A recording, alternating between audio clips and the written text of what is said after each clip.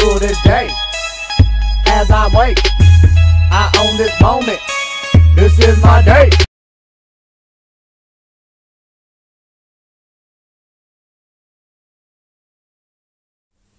Hello everyone, part 3 of this 4-part series.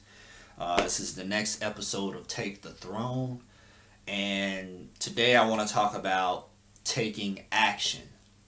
So, no matter what industry or profession that you're trying to go in, we'll say for instance, let's say you're a graphic novelist, right, a comic book illustrator. I've published a couple of books before. One of them still on Amazon, another one I removed before, so I have some experience in this. Let's say you're a book illustrator, comic book illustrator. In regards to taking action in this profession, what are some of the things you would do? You know, so some of the things you would do is brainstorming topics of what type of book you're going to make, and then once you get that, you start looking at characters, storyboards, the configurations of how things is gonna pan out, how many issues you want to do, or is it gonna be a one-shot, or is it gonna be a full-on series? At the end of the series, do you plan on having a television series that accompanies it, or movies? Do you want to have clothing lines, merchandise, all of that extra stuff to come with it? But all of it hasn't happened yet. The book hasn't happened yet. So what would you do? Well, after you brainstorm, you start writing the script. You know, with the script, you go page by page, putting the panels of what all you want in there, inserting the dialogue, having the illustrator draw the characters. In my case, I did all of that. And then you just keep working on it. So the first step, you do the script all the way through. You know, next step, then you start penciling the images for each page all the way through. Next step, then you start inking everything for every page all the way through. Then you add the dialogue all the way through. And then you have to edit all the images and whatnot with the editor. And then prior to publishing it, you have to figure out what the cover's going to look like, and then you have to illustrate that.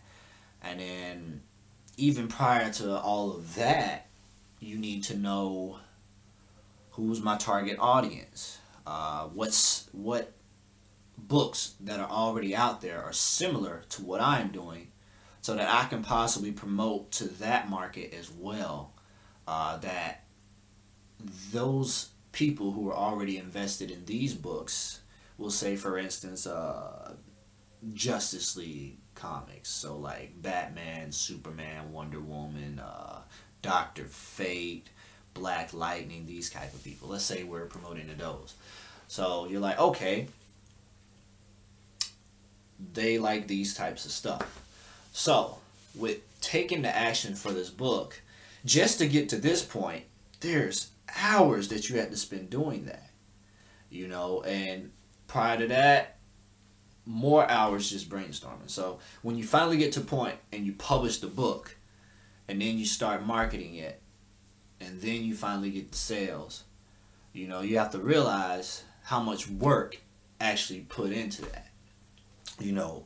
So as with any industry, in order to get whatever results you want, you have to put in the work. Like, you can't just be sitting there saying, no matter what you're doing, this doesn't work. And then someone asks you, well, did you do such and such and such? And you're like, no. Or you're like, yeah, I did it like once or twice.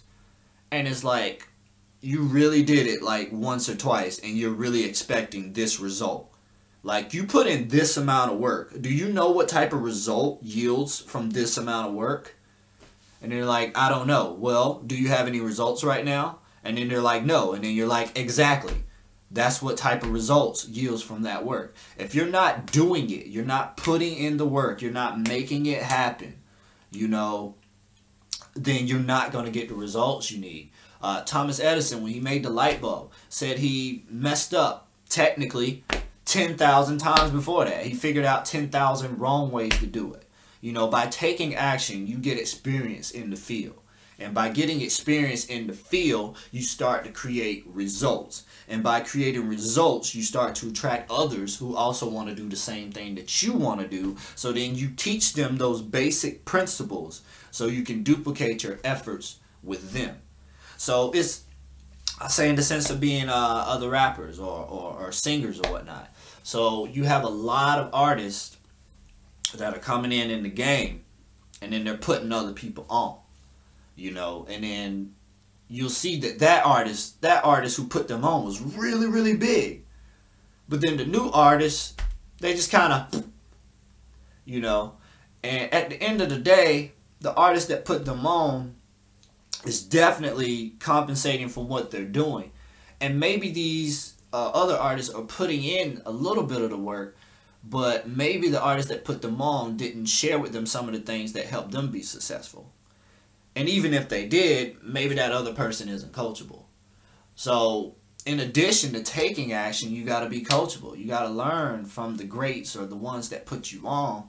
And then you got to move forward in order to get your own success. Because at the end of the day, if you succeed, they succeed, and the rest of the team succeeds. Because teamwork makes the dream work. So by taking that action and putting your best foot forward, things get done. You know, what is it? LeBron didn't win, 3 rings by not taking action. Jordan didn't win 6 rings by not taking action. Bill Russell didn't go on an 8-peat in the NBA, winning 8 straight rings, 11 overall, in 13 seasons, and going to the NBA Finals 12 times out of 13 years. And having the Naismith basketball champion MVP trophy named after him without taking action and putting in work. It's not even about the type of action sometimes. Sometimes it's just doing things consistently with a good attitude over a period of time that finally something pops and happens. And then your breakthrough and your blessing comes. You know, and then just being able to pour that into others and help them as well with that. So definitely focus on taking action. Because if you're not taking action, you're stagnant and you're out of the game. And if you're out of the game, you're either sitting on the bench or you're in the bleachers, either cheering or throwing garbage at somebody. One or the other. Like, this is just my philosophy. This is just me. There's only 2 types of people in the world. The ones on the field with me and the ones not on the field with me. So you're either on the sideline or in the bleachers. Point blank. If you in the game, you in the game. If you not, then you not. And you can't win if you're not in the game. Point blank. Plays happen in the 4th quarter. Matter of fact, plays happen in every quarter. But where it matters is the 4th quarter. Because that's where you determine whether you're going to win or you're going to lose. And at the end of the day, that's all we can do. Win or lose. There's no ties. None. But yes, hopefully this brings value to your life and it helps you out. Thank you for watching today, and I wish you much love and blessings, and yeah, have a good one.